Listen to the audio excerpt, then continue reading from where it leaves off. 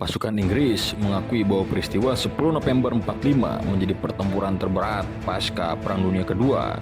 Pasalnya, pertempuran ini mengakibatkan dua jenderalnya tewas, Brigadir Jenderal Malaby dan Robert Guy Loder Simon beserta sekitar 600 sampai 2000 tentara dari pihak Inggris. Penyebab utama pertempuran 10 November 45 itu memang tewasnya Malaby.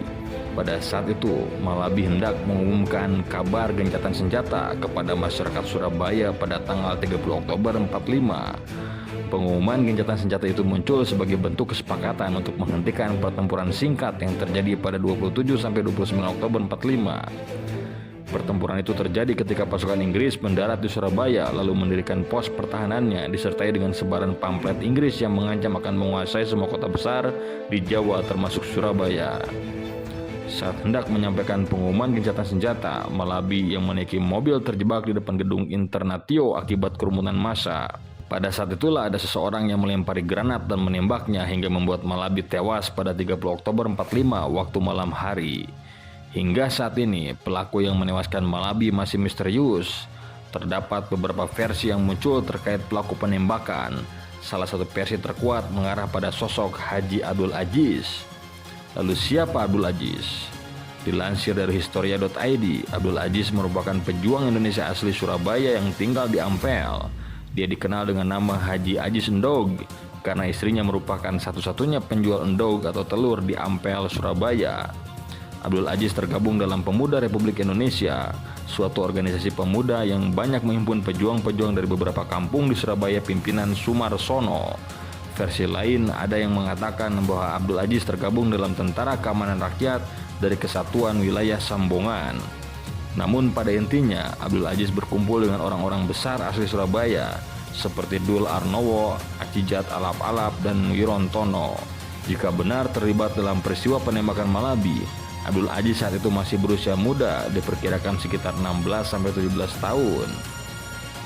Kejadian berawal ketika Malaby hendak mengumumkan kabar gencatan senjata pada 30 Oktober 45 waktu petang hari dengan menggunakan mobil.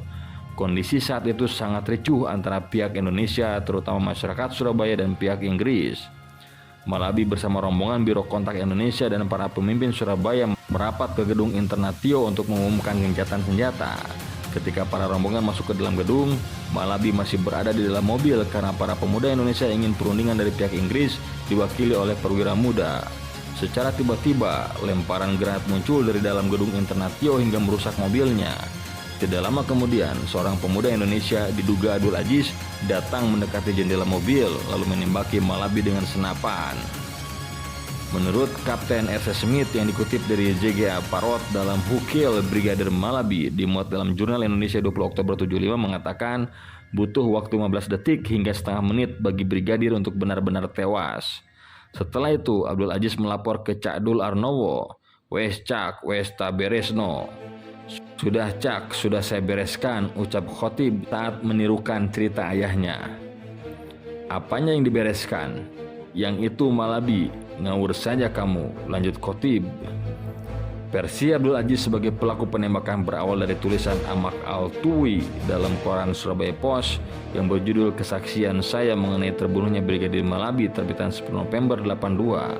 Amak Al-Tuwi menyatakan dalam tulisan di harian Sore Jawa Timur itu bahwa pelaku penembakan Malaby adalah Abdul Aziz.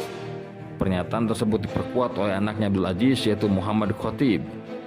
Khotib yakin bahwa ayahnya lah yang menembak Malaby dengan pistol. Selain itu, pendiri komunitas Rosebrug Surabaya, Adi Erlianto Setiawan juga turut mendukung versi ini. Klaim Abdul Aziz itu relatif kuat, ucap pegiat sejarah lokal tersebut.